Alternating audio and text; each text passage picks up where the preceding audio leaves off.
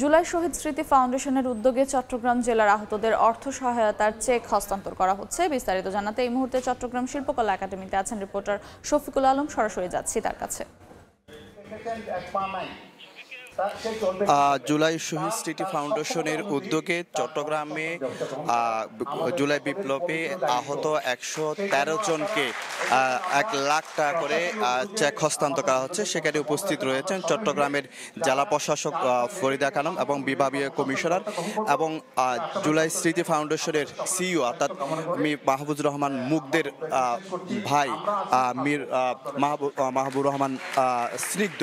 আমরা সেটি দেখতে পাচ্ছি। সেখানে বিভাগীয় কমিশনার এবং জেলা প্রশাসক সহ যারা এই ফাউন্ডেশন রয়েছে তারা কিন্তু এখানে এসেছেন এবং চট্টগ্রামে এই পর্যন্ত প্রায় 400 জনের বেশি জনকে লিস্ট করা হয়েছে। সেখান থেকে আজকে 113 জনকে কিন্তু সেই এই যে চেক হস্তান্তর করা হবে। আমরা একটু যদি দেখানোর চেষ্টা করি যে মীর মাহবুবুর রহমান স্নিগ্ধকে একটু দেখানোর চেষ্টা করি। সেই এই যে জুলাই সিটি ফাউন্ডেশনের সিইও সেখানে তিনি রয়েছেন এবং এখানে চট্টগ্রামের সিভিল সার্জনও কিন্তু রয়েছে।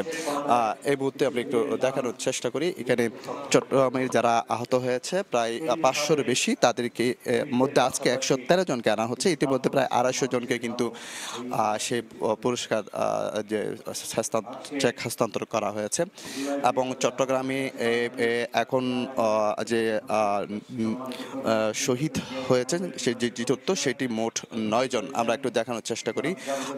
মীর মাহবুবুর রহমান স্নিগ্ধ যে মুগদের ভাই, তিনি JT8-এর সিইও অর্থাৎ জুলাই শহীদ স্মৃতি ফাউন্ডেশনের এবং এখানে যারা আহত হয়েছেন তাদেরকে প্রাথমিকভাবে বিভিন্ন কাগজপত্র বাছাই করে কিন্তু তাদেরকে তাদের হাতে কিছুক্ষণ পরে কিন্তু এখানে জেলা প্রশাসক এবং বিভাগীয় কমিশনাররা রয়েছে, তারা কিন্তু তাদের সে 113 জনের হাতে কিন্তু যে 1 লাখ টাকা করে চেক হস্তান্তর করেন। তো এই ছিল আমার কাছে সর্বশেষ তথ্য। সরাসরি যুক্ত ছিলাম চট্টগ্রাম শিল্পকলা একাডেমিতে।